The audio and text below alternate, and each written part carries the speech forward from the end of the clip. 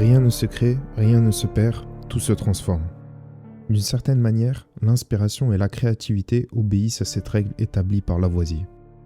Tous les artistes ont été influencés par la nature, leur expérience de vie ou par d'autres artistes. Et eux-mêmes, ils ont influencé le monde.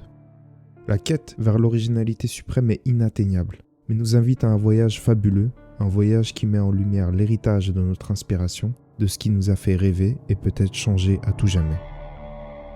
Bienvenue dans ce nouvel épisode d'Expédition Créative.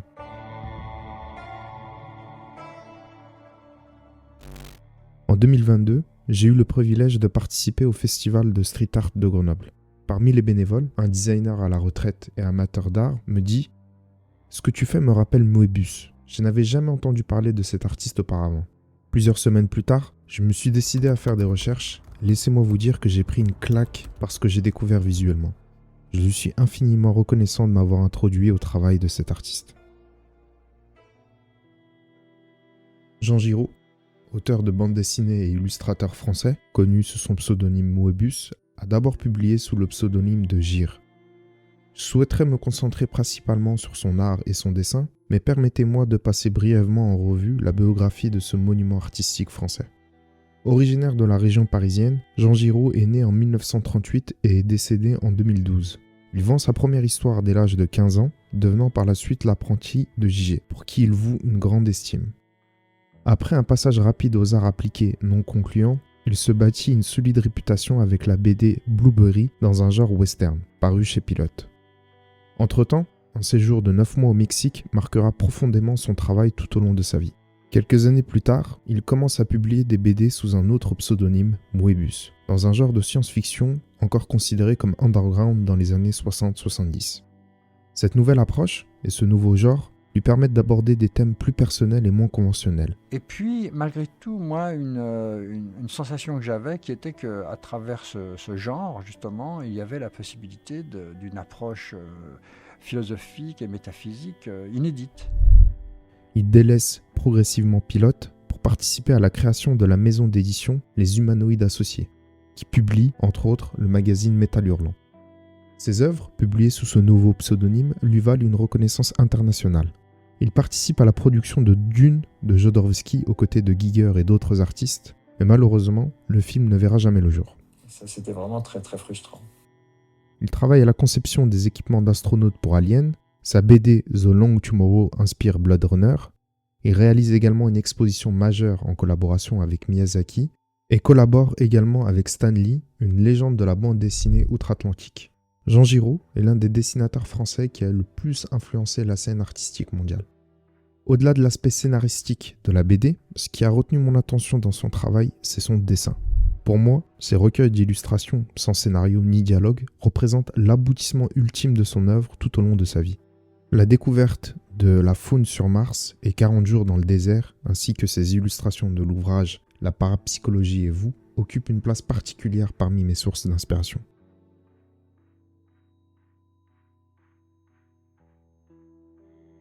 J'aimerais me pencher sur le langage visuel et le style de composition propre à Moebius. Les formes organiques sont un élément récurrent dans son œuvre. La matière est souvent en mouvement, se fondant avec le décor et les personnages, créant une atmosphère flottante qui évoque presque une sensation d'apesanteur. Ce sentiment de flottement résonne avec ses choix de décors souvent désertiques et vides. Parfois, les planches hurlent de détails, tandis que d'autres fois, le vide et le silence de la solitude étouffent toute sensation de compagnie. Il décrit son voyage au Mexique pendant son adolescence et sa première expérience avec le désert comme un rite initiatique, une source d'inspiration qu'on retrouve de manière évidente. Cette traversée du désert, pour moi, ça a été vraiment initiatique, là, parce que la perte de vue pendant des heures, du plat, du soleil. Un aspect mystique, voire cryptique, est souvent mis en scène à travers des monuments en apparence millénaires, donnant l'impression d'appartenir à une civilisation oubliée. Les ornements laissent parfois transparaître un sentiment de sacré, de culte, voire de divinité ou de rituel sacrificiel, et se retrouvent un peu partout dans ces récits jusqu'à sa mise en page. Il y a un étrange mélange de mythologie, d'antiquité et de futur lointain. Au vu de la description de son œuvre, sa participation à la production de Dune semble être une évidence. De plus, cette imagerie rappelle inévitablement mon héritage traditionnel nord-africain, mes ancêtres mystiques, ainsi que mon éducation occidentale marquée par la modernité.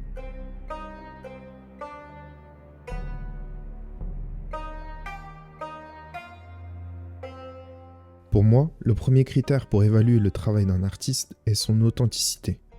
L'art est un moyen de transcender le langage, de se connecter à quelque chose de plus profond et universel entre chaque individu.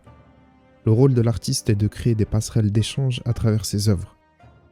Un artiste opportuniste, cherchant à charmer le spectateur à des fins personnelles, finit toujours par être démasqué ou oublié. Moebius incarne pleinement son art. Son parcours reflète son travail. Il s'est cherché, a remis en question son identité. Il est difficile d'imaginer que ce même artiste ait pu être l'auteur de BD au style si différent et varié. Faisant ses débuts en tant qu'auteur de western, parfois avec un style épuré, parfois très détaillé, à travers la couleur, le noir et blanc, ses personnalités artistiques sont multiples. Ses dernières œuvres sont empreintes d'une métamorphose omniprésente.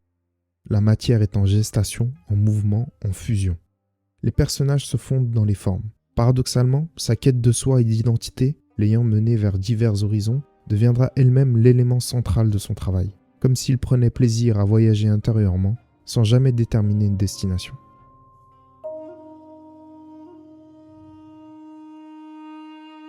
À l'image du concept de l'inconscient collectif avancé par Carl Jung, ou de l'unicité de l'être développée par Ibn Arabi et d'autres penseurs, l'idée avancée que la nature profonde des êtres humains est universellement liée m'a mené vers une réflexion. Créer des œuvres pour soi, de manière intime et profondément personnelle, avant de vouloir les partager, revient à faire de l'art pour tous. Donc on est dans la capacité potentielle d'appréhender le mystère du monde dans sa globalité, mais aussi dans ses manifestations les plus infinitésimales. On est potentiellement dans un état de grâce.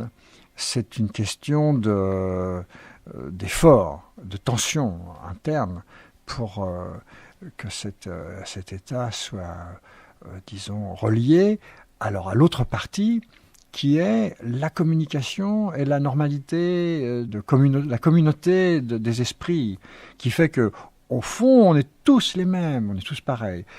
Jean Giraud, en utilisant le genre de la science-fiction, s'affranchit de toutes les lois physiques et rationnelles. Il crée des récits parfois loufoques, allant jusqu'à effacer progressivement les dialogues, pour produire des recueils d'illustrations qui nous laissent libres d'interpréter le lien entre chaque dessin. À l'image du monde des rêves, de l'hypnose et des expériences d'état modifié de conscience, Moebius a su mettre en image un imaginaire à la fois personnel et universel qui résonne en chacun de nous. J'émets des formes et des idées, mais je ne suis pas responsable. Je suis qu'un canal et je me mets dans un état de transe légère, mais dans lequel je suis quelque chose d'autre agit en moi, et quelque chose qui est peut-être qu'on peut appeler l'inconscient, ou des dieux, ou des génies, ou je ne sais pas quoi, hein, tout est possible, ou des extraterrestres.